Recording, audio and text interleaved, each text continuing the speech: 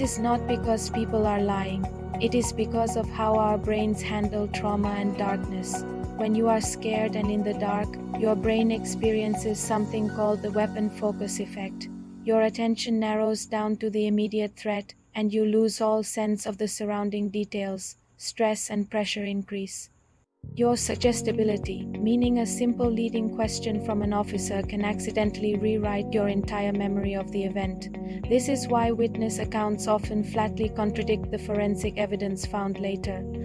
Let's talk about that forensic evidence for a moment, because this is where the science gets really cool. To solve an unseen crime, investigators use tools like mass spectrometry. This machine is so sensitive it can detect microscopic particles of drugs or chemicals on a single banknote. It can isolate target signals from complex biological samples, comparing them against massive libraries of data to find a match. We also have advanced DNA techniques now, like familial DNA searching, which can find a suspect through their distant relatives. In the past, if you didn't have a direct match in the system, you were stuck. Now the net is much wider. We can even use digital image enhancement and 3D crime scene reconstruction to take those grainy, dark photos from the night of the blackout and turn them into a clear, navigable map of what happened. Despite all this, the 3:11 a.m. incident reminds us that some crimes are designed to defy scientific explanation. When there is no physical evidence, no body, and no digital trail, investigators are forced to rely on psychological analysis. They have to ask why. What is the emotional drive behind a crime that requires such sophisticated planning and execution?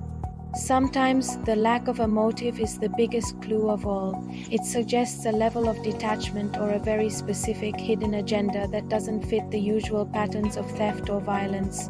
This is where the detective's intuition meets hard science. They look for behavioral anomalies, small quirks in how the crime was carried out that might link it to other unsolved phenomena. One of the most chilling parts of the 3:11 a.m. blackout was how it affected the community. Fear spreads faster than any virus in the dark. When people don't have information, they fill the gaps with their worst nightmares. Misinformation spreads through closed channels, and by the time the lights come back on, the truth is buried under layers of rumors and urban legends. This community silence can be just as damaging as the blackout itself. If people are too afraid to speak, or if they have been convinced that what they saw wasn't real, the information flow dries up. This is why understanding the criminal mind and focusing on prevention is so crucial. We have to learn from these anomalies to make sure they don't happen again. As we look back at the 1977 NYC blackout and compare it to the mysteries of today, it is clear that while our tools have changed, the core of the investigation remains the same. It is a battle against the clock and the shadows. Every minute that passes after the power returns is a minute where memories fade and evidence degrades. The passage of time is the enemy of justice.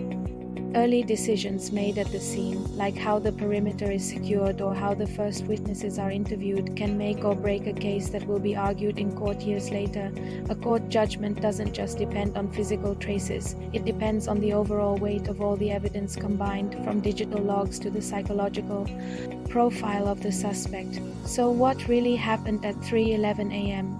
Was it a simple software bug that spiraled out of control, or was the blackout a smokescreen for something much more calculated? While we may not have all the answers yet, the pursuit of the truth never stops. Every unsolved case, every unseen crime pushes our forensic capabilities further. We learn how to detect the invisible and hear the silent. We develop new ways to protect our grid and our communities from the chaos that darkness brings. The 3:11 a.m. blackout might have left no trace at first, but through the dedicated work of investigators and the advancement of science, the shadows are slowly being pushed back. If you found this deep dive into the world of forensic mysteries fascinating, there is so much more to explore, from the psychological traps of human memory to the cutting-edge technology used to solve cold cases. The world of true crime is a constant reminder of the resilience of the human spirit in the face of the unknown. We are always looking for that one piece of evidence, that one missed heartbeat in the logs, that finally brings the truth to light. Thank you for joining me on this journey into the dark. If you enjoyed this story and want to hear more about the world's most baffling unsolved mysteries and the science used to crack them, make sure to follow and subscribe. Stay curious, stay observant, and always keep an eye on the clock. You never know what might happen when the world goes quiet. See you in the next one.